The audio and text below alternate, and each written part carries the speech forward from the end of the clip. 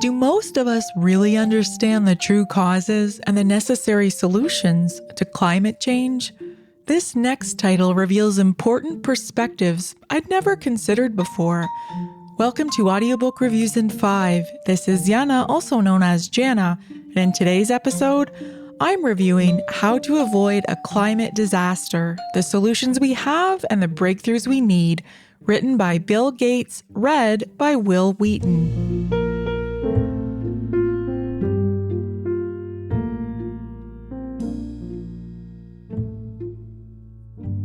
In How to Avoid a Climate Disaster, Bill Gates sets out to show us that achieving zero emissions by 2050 will not be simple or easy to do, but if we follow the plan he sets out in this book, it is a goal firmly within our reach. And I will add here, assuming we are all basically rational actors capable of getting along and resolving our differences. Gates starts with making the case for reaching zero emissions globally by 2050, making it clear that merely reducing emissions won't cut it. He does a reasonable job explaining the statistics, but here's where you'll want to download the accompanying PDF if you've purchased this title, because it's challenging to follow the details without the graphs and charts for context. Gates' call to action outlines purely pragmatic approaches, coupled with an unwavering optimism in science and technology. He warns us that climate change solutions so far have only focused on the easy stuff, such as passenger cars and using solar and wind to generate electricity.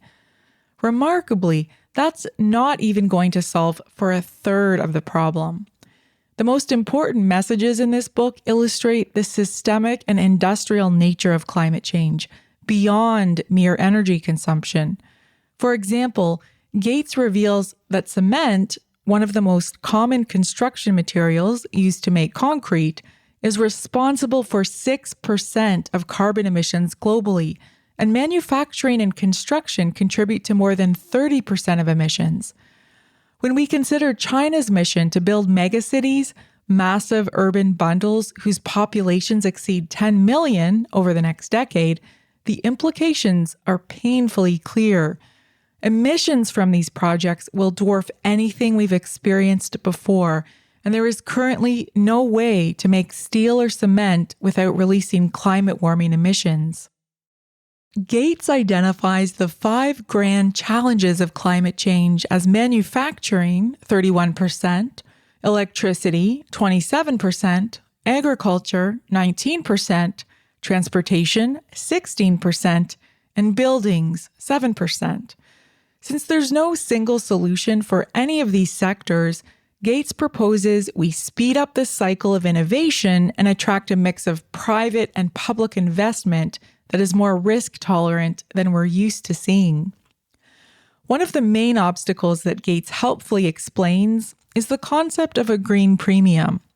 The green premium is the cost associated with using more sustainable materials and processes, and why economies are unlikely to change if they can't afford to.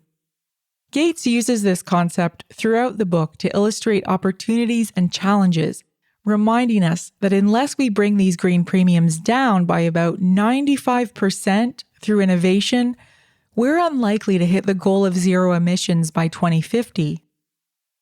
On an interesting side note, much has been said over the last decade about electric vehicle battery technology, so it's a sobering reminder when Gates points out that container ships and aircraft can't adopt current electrical operating models due to the vast amounts of power they require. My critiques of this audiobook are these. Actor Will Wheaton's narration is excellent, but Gates's writing style is more textbook than manifesto, which is to say, highly informative, but not exactly riveting storytelling.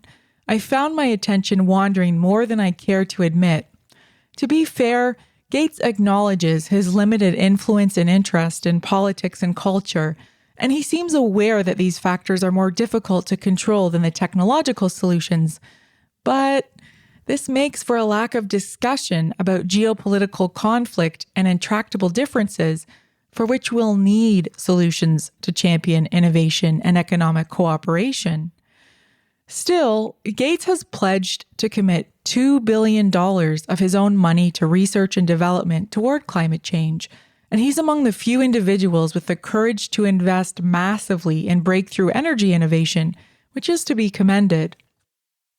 The afterword of this book, written in November 2020, compares government lack of preparedness for COVID-19 to our current lack of preparedness for climate change impact. Although governments were warned by experts for years about an impending pandemic, failure to prepare and political polarization led to devastating outcomes around the world that might otherwise have been avoided. Climate change presents even greater challenges, so the implications are clear. We must act now. And even if you don't plan to listen to this title, I'll second Bill Gates' ask that you advocate for what you believe in, rather than spending your time and energy opposing what you don't. And if you're looking for ideas on where to start as either a voter or consumer, check out gatesnotes.com, the blog of Bill Gates, which I've included in my show notes, for recommendations for making a maximum impact.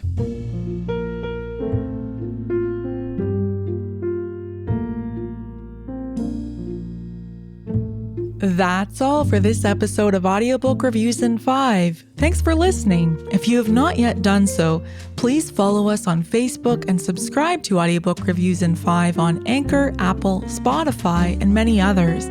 By subscribing, you help increase the profile of this podcast and chances of other listeners finding it. I look forward to checking in with you all again soon. Please stay safe and be well.